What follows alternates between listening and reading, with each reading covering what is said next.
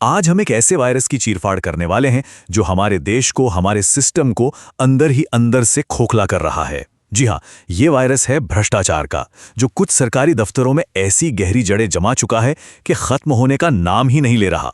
सोचिए, आचार्य चाणक्य ने ये बात सदियों पहले कही थी और आज भी ये कितनी सच लगती है ना? देश को आजाद हुए 7 दशक से ज्यादा हो गए, लेकिन ये सवाल आज भी अपनी जगह पर कायम है कि सरकारी दफ्तरों में बिना सेवा पानी के काम आखिर क्यों नहीं होता। तो चलिए आज इसी सवाल की गहराई में उतरते हैं।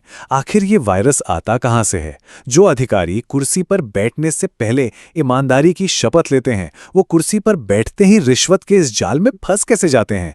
इसे समझने के लिए हाल का एक मामला देखते हैं। ये कहानी है राजस्थान के नादौती उपखंड की एसडीएम काजल मीणा की।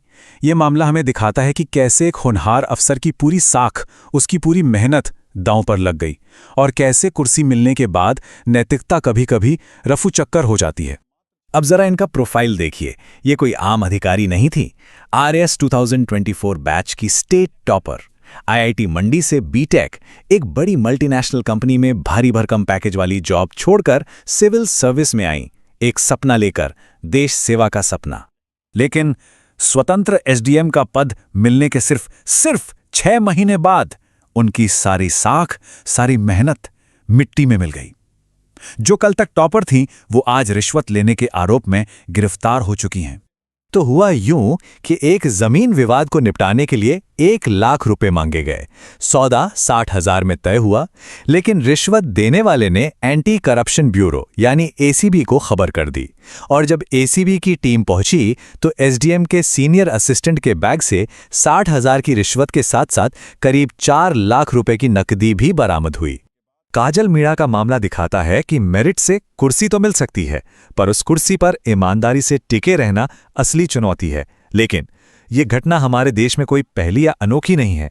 चलिए अब इस एक मामले से हटकर पूरे देश की तस्वीर देखते हैं। दुनिया के 182 देशों में भ्रष्टाचार के मामले में भारत 91वें नंबर पर है। ये आंकड़ा अपने आप में बताता है कि समस्या कितनी बड़ी और कितनी गहरी है। और ये सिर्फ रैंकिंग की बात नहीं है। एक रिपोर्ट के मुताबिक भारत में सरकारी अधिकारी करप्शन के जरिए हर साल लगभग 921 अरब रुपए अपनी जेब में भरते हैं। ये पैसा किसी और का नहीं, हम सब आम लोगों के टैक्स का पैसा है। लेकिन अब जो आंकड़ा सामने आ रहा है वो शायद सबसे ज्यादा चौंकाने वाला है। रिपोर्ट्स का विश्लेषण करने पर पता चलता है कि देश में करप्शन के 99% से ज्यादा मामले या तो रिपोर्ट ही नहीं होते या फिर पकड़े ही नहीं जाते। मतलब जो हम जानते हैं वो तो बस बर्फ की चट्टान का ऊपरी सिरा है। तो सवाल यह है कि इस सिस्टम में पिस्ता कौन है? इंडिया करप्शन सर्वे 2019 के हिसाब से 51% नागरिकों ने पिछले 1 साल में रिश्वत दी थी। और 2024 का सर्वे कहता है कि लगभग 70% भारतीय बिजनेस ने कभी ना कभी रिश्वत दी है। यानी ये वायरस आम नागरिक से लेकर बड़े कारोबार तक सबको अपनी चपेट में ले चुका है। रिश्वतखोरी का ये जो वायरस है ना, ये सिर्फ एक नैतिक समस्या नहीं है, ये हमारे देश को आर्थिक रूप से भी खोखला कर रहा है और इसकी एक बहुत भारी कीमत हम सब चुका रहे हैं। जरा इन आंकड़ों पर गौर कीजिए। ये दिखाते हैं कि अगर भ्रष्टाचार पर लगाम लग जाए तो क्या हो सकता है। हमारे देश की जीडीपी ग्रोथ 1 से 2% तक बढ़ सकती है और महंगाई 1% तक कम हो जाएगी। सोचिए इसका हमारी रोजमर्रा की जिंदगी पर कितना बड़ा असर पड़ेगा। अगर भारत भ्रष्टाचार मुक्त हो जाए तो यह सिर्फ एक नैतिक जीत नहीं होगी, बल्कि एक आर्थिक क्रांति होगी। हर साल 1 से 2 लाख करोड़ रुपए सीधे बचेंगे। ये पैसा नई सड़कों, अस्पतालों और स्कूलों को बनाने में लग सकता है।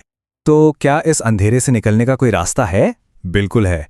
चलिए आगे बढ़ते हैं और देखते हैं कि दुनिया के दूसरे देशों ने इस समस्या से कैसे निपटा है। भारत उन देशों से सीख सकता है जिन्होंने भ्रष्टाचार को लगभग जड़ से ही मिटा दिया है।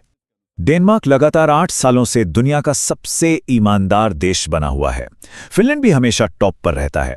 लेकिन इस मामले में सिंगापुर एक मिसाल है। एक वक्त था जब इसकी गिनती दुनिया के सबसे भ्रष्ट देशों में होती थी, लेकिन आज ये दुनिया का तीसरा सबसे ईमानदार देश है। ये दिखाता है कि बदलाव संभव है। और अंत में राष्ट्रपिता महात्मा गांधी की ये बात याद आती है। उन्होंने कहा था कि भ्रष्टाचार तब खत्म होगा जब एक बड़ी आबादी ये महसूस करेगी कि वो राष्ट्र के लिए हैं, राष्ट्र उनके लिए नहीं।